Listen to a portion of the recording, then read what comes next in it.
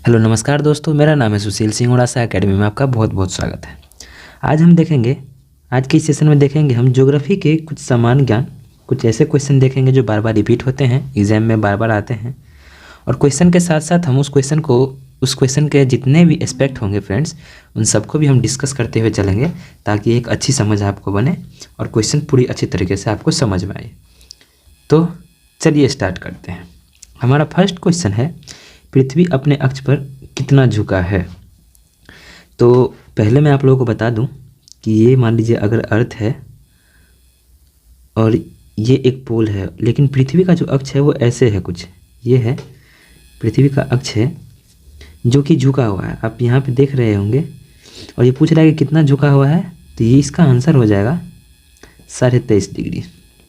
पृथ्वी का जो अक्ष है वो 23.5 डिग्री झुका हुआ है। और फ्रेंड्स, इसी में एक क्वेश्चन और आता है कि पृथ्वी का अक्ष अपने जो कक्षा तल है, कक्षा तल से कितने डिग्री का कोण बनाना आता है। तो जिस कक्षा में पृथ्वी रोटेट कर रहा है, मान लीजिए यहाँ से ऐसे घूम रहा है, पृथ्वी रोटेट कर रहा है, तो कक्षा तल इसका ये हो जाएगा। और कक्षा तल से जो इसका अक्ष है वो कितने डिग्री का कोण बनाता है। इसमें विद्यार्थी थोड़ा ज़्यादा कन्फ्यूज होते हैं। अपने अक्ष पे पृथ्वी जो है वो झुकी हुई है 23.5 डिग्री में, चूँकि ये टोटल 90 डिग्री का होता है, इसमें से 23.5 डिग्री पे झुकी हुई है, तो ये कक्षा तल से बनाएगा कितना, ये बनाएगा 86.5 डिग्री का कोण। चलिए हम नेक्स्ट क्वेश्चन देखेंगे। हमारा 2 नंबर क्वेश्चन है, सौरमंडल का एकमात्र ग्रह जिस पर जीवन है। ऑब्वियसली ये आप सभी को पता होगा, लेकिन सौरमंडल में कुछ लोग कन्फ्यूज होते हैं। तो देखिए, सौरमंडल का मतलब हुआ सूर्य और उसके ग्रह। अगर मान लीजिए ये सूर्य है, ये सन है, और इसके जितने भी ग्रह हैं, टोटल ग्रहों की संख्या है 8। 2006 से पहले ग्रहों की संख्या 9 थी।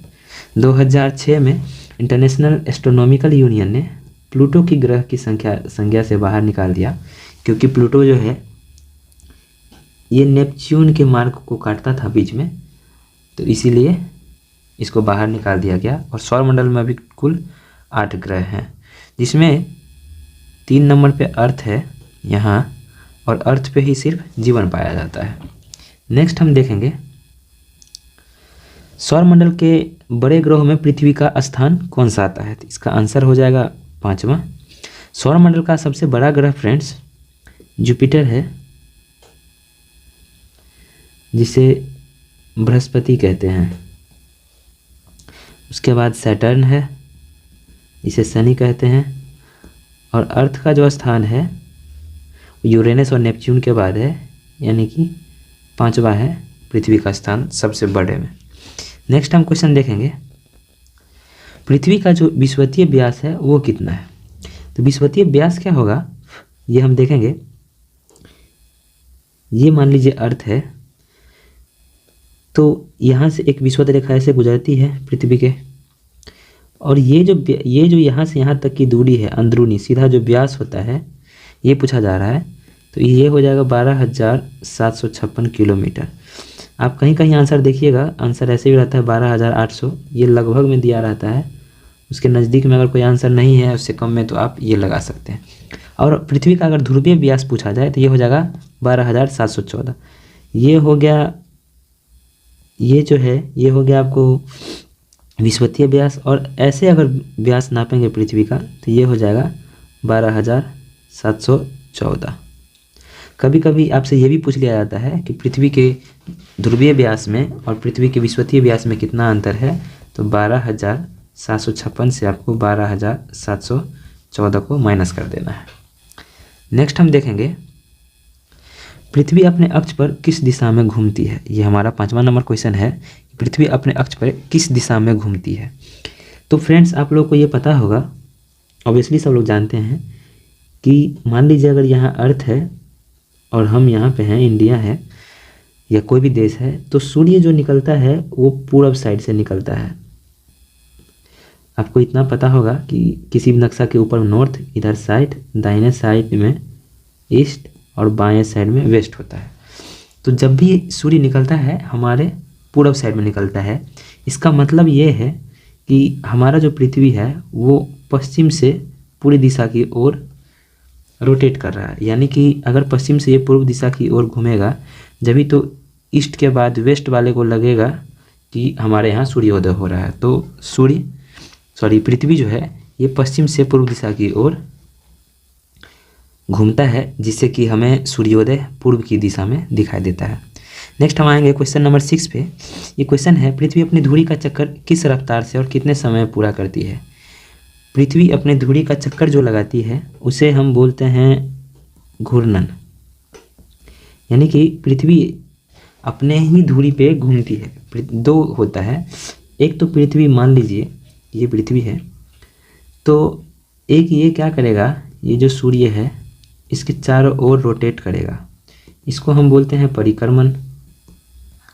और एक पृथ्वी अपने ही अक्ष पे घूमेगा, इसको बोलते हैं घूर्णन।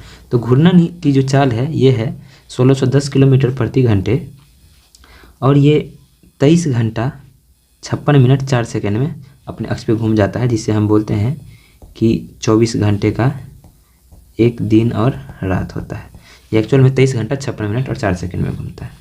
हमारा नेक्स्ट क्वेश्चन देखेंगे, क्वेश्चन नंबर 7 है, पृथ्वी किस गति से दिन और रात होता है। पृथ्वी की किस गति से दिन और रात होता है। तो मैंने अभी आप लोगों को बताया कि पृथ्वी जब घूर्णन करती है, अपने अक्ष पे घूमती है, तो वो सूर्य के चारों ओर ऐसे अपने आप को रोटेट करवाती है सूर्य के चारों ओर, उसे परिक्रमण बोलते हैं।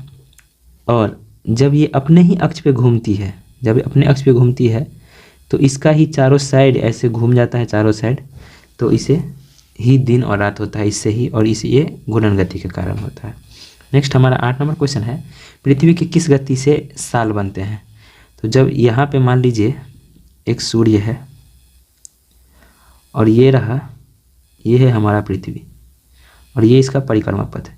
जब यहाँ से शुरू करके पृथ्वी ऐसे घूम के यहाँ पे आके और फिर यहीं पे ख़त्म करती है, तब ये एक साल होता है, और ये होता है पृथ्वी के परिक्रमण गति के कारण। नेक्स्ट हम देखेंगे क्वेश्चन नंबर 9 होगा हमारा, सूर्य की परिक्रमा करने में पृथ्वी को कितना समय लगता है। सूर्य की एक परिक्रमा करने में पृथ्वी को कितना समय लगता है। तो इसका आंसर हो जाएगा 365 दिन 5 घंटे 48 मिनट और 46 सेकेंड, जिसको हम कि इसको 5 घंटे 48 मिनट और 46 सेकेंड को लगभग 6 घंटे में हम कंसीडर करते हैं और बोलते हैं 365 दिन 6 घंटा। नेक्स्ट हम देखेंगे, पृथ्वी को सूर्य की एक परिक्रमा करने में लगे वक्त को क्या कहते हैं।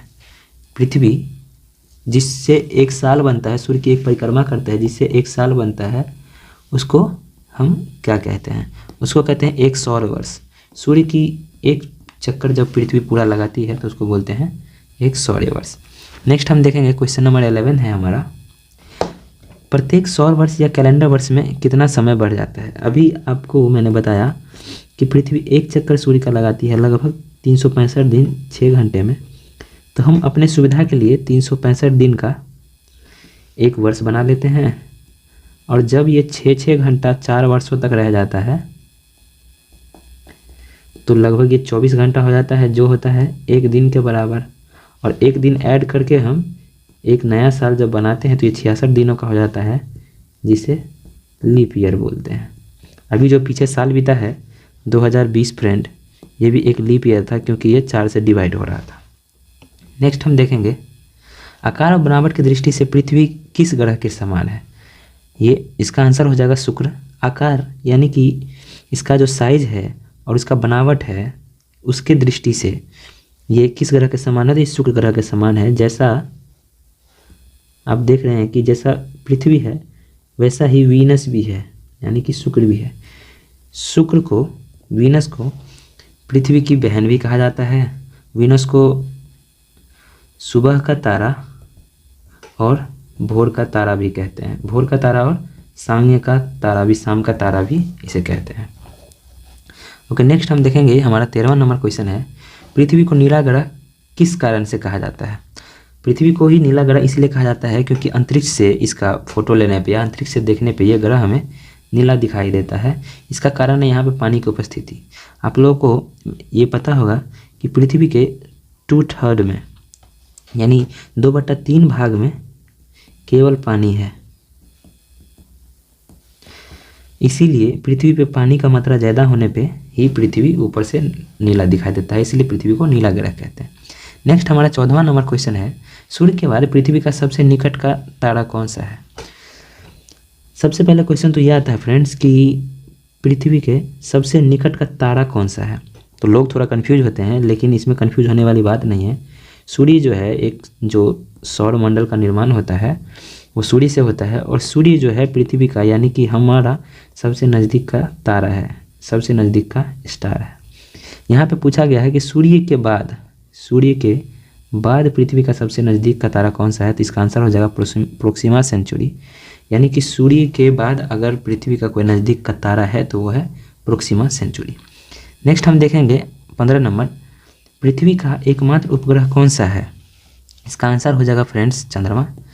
पृथ्वी का एक ही उपग्रह है, जैसे कि ये सूर्य है और इसके चारों तरफ चक्कर लगाता है पृथ्वी, उसी तरह पृथ्वी के चारों तरफ चक्कर लगाता है चंद्रमा। अगर कोई ऑब्जेक्ट किसी ग्रह के चारों ओर चक्कर लगाता है तो उसे उसका उपग्रह कहते हैं। क्वेश्चन और है कि अभी फिलहाल में या अभी सबसे ज़्यादा उपग्रह किस ग्रह के हैं, तो इसका आंसर हो जाएगा शनि। शनि के अप्रोक्स 82 उपग्रह हैं फ्रेंड्स, ये आप देख के एक बार श्योर कर लीजिएगा। और इससे पहले बृहस्पति के यानी कि जुपिटर के सबसे ज़्यादा उपग्रह थे। अभी फ़िलहाल में जुपिटर के कितने उपग्रह हैं आप कमेंट सेक्शन में ज़रूर बताइए। तो अभी के लिए बस इतना ही। आशा करता हूँ कि ये वीडियो आप लोगों के लिए फ़ायदेमंद साबित होगा और आप लोगों को अच्छा लगेगा। अगर वीडियो आप लोगों को अच्छा लगा है तो वीडियो को लाइक करें, ज़्यादा अच्छा लगा है तो कमेंट सेक्शन में हमें बताएं और अपने दोस्तों के भी शेयर करें और चैनल को सब्सक्राइब करना ना भूलें। जय हिंद।